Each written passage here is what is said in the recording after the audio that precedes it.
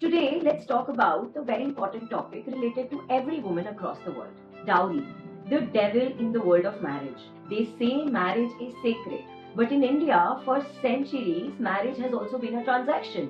What began as Stridhan, a woman's rightful wealth, has now been twisted into dowry, a curse that kills nearly 20 women every single day. This is not culture, this is corruption of culture. Now let's dig deeper into this and talk about the origination of dowry as a custom. In ancient India, marriage was not about extracting wealth. The concept which was followed was Stridhan, which meant the woman's wealth, mentioned in Manusmriti, Yajnavalkya Smriti, Narada Smriti. These were the gifts like gold, land, cattle, jewelry given to a bride at the time of the marriage. Property that was hers alone, given in inheritance. Neither the husband nor the in-laws could have any say in that property or could even touch it. Historians like Veena Talwar, Oldenburg call Stridhan a woman's financial security, her shield against abuse and widowhood. So this boils down to that dowry did not exist in ancient India. What existed was Stridhan. It was for women empowerment and not for women exploitation. Now, how did or when did we travel from Stridhan to dowry? When exactly did the distortion happen? As patriarchy deepened, women's rights shrank.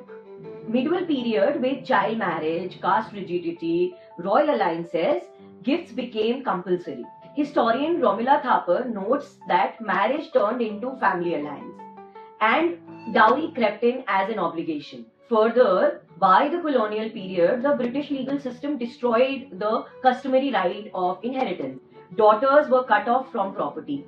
And in order to compensate daughters for that particular change, families started gifting them their rightful share during the time of marriage or at the time of marriage. That's why Oldenburg in his work calls dowry an imperial crime, strengthened by the colonial law. Once inheritance for daughter washed away, the compensatory practice soon took the place, which would later be called as dowry. M.N. Srinivasa, a well-known sociologist, claims dowry spread because of Sanskritization, by which he meant the lower caste imitated upper caste to look respectable. वो हमने usually सुना है ना कि बेटी को बड़े घर में देंगे तो उसकी लाइफ बेटर होगी, and as a result what was once voluntary, that was Stridhan, became extortion, which later came to be known as dowry. Ab, in order to secure the future of the daughter, they started paying off that one-time fee. And soon the other side realized it and started to extort it. And then what started was a system of status, greed, and control. Now let's look into how much we have lost to dowry, or the human cost paid to run this system of exploitation in the name of respect and settlement. Even today, numbers are horrifying. From 2008 to 2012, 8,200 dowry deaths were recorded every year. In 2020, 6,843 deaths were recorded. That counts to 19 women killed every single day. In 2022, according to NCRB data, 6,516 women lost their life to dowry death. That's over 90,000 women killed in just 12 years.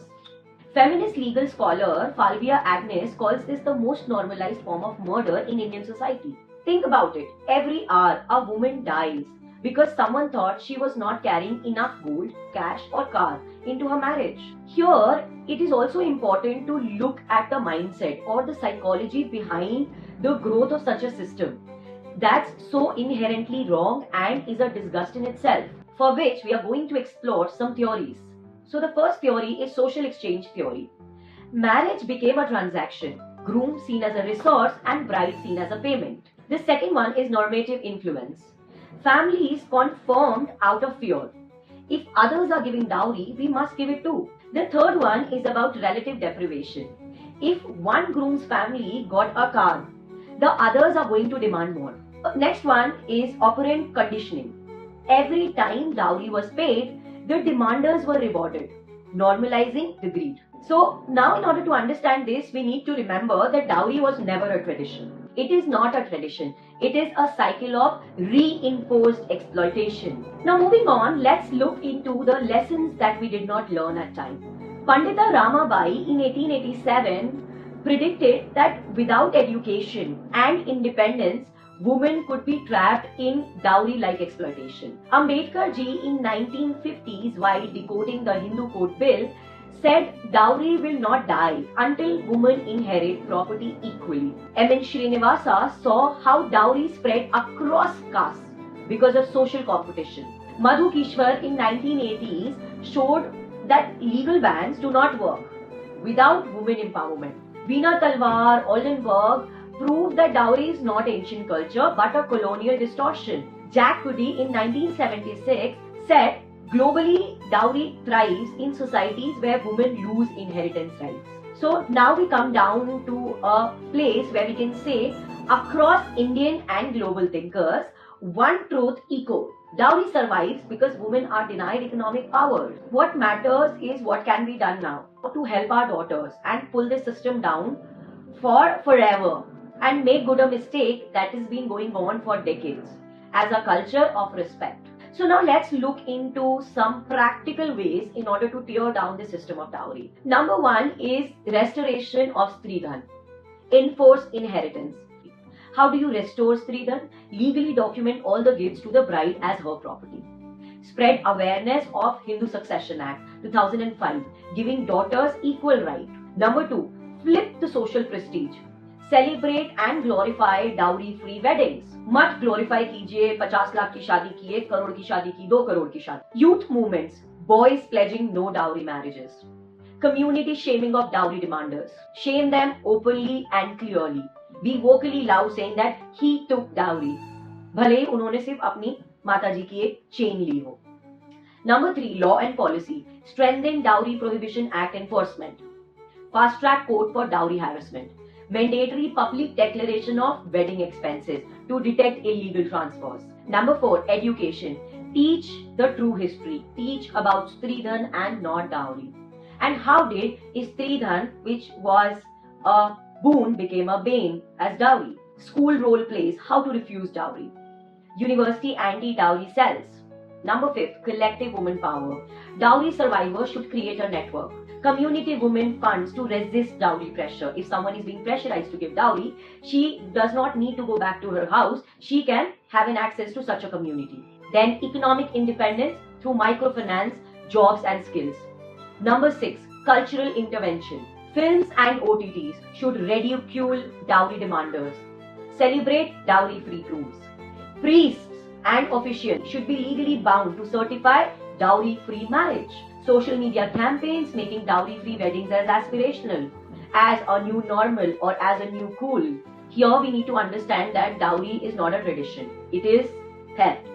It is violence. It is murder disguised as marriage. Pandita Ramabai warned us. Ambedkar ji gave us practical solutions. Oldenburg told us that dowry does not come from our traditions. He has exposed its colonial roots.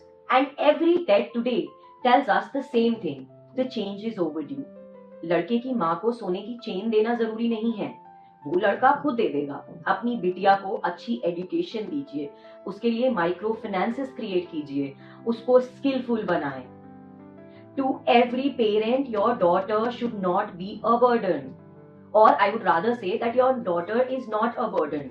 To every groom, your dignity is not for sale. मना कर दीजिए वो bracelet, वो gold chain accept करने से. क्या अगर बिटिया के पिताजी आपको नहीं देंगे तो आप अपने लिए एक चेन नहीं खरीद सकते हैं? Patriarchy starts with making yourself so accomplished that you buy everything for yourself. To every youth, you are the generation that can end this cycle. Let us not wait for another 7,000 women to lose their life. Let us take back Stridhan. Let us take back dignity. Let us take back that control. Thank you so much for watching this video.